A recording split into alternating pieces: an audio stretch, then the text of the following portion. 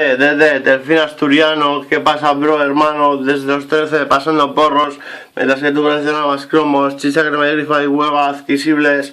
¿Qué pasa, chavales? Te lo digo, ni tienes un chiquitín fuera de aquí, Anacleto. Escucha que te cuento un 2-0 de Seniesa, se esconda, reclamo, roca con las cámaras, escucha cosas de la fama.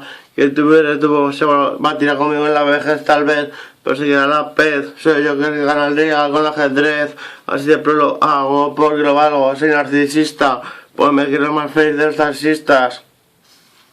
Existas o no existas, Dios está conmigo, simplemente pues parte de mi ombligo, el centro del universo y todo eso, obseso preso de mi musa, para besarla, para darle todo lo que quiera, quiero camelarla y comérmela, y a la vez que me la coma, porque eso es lo que pasa con la carcoma.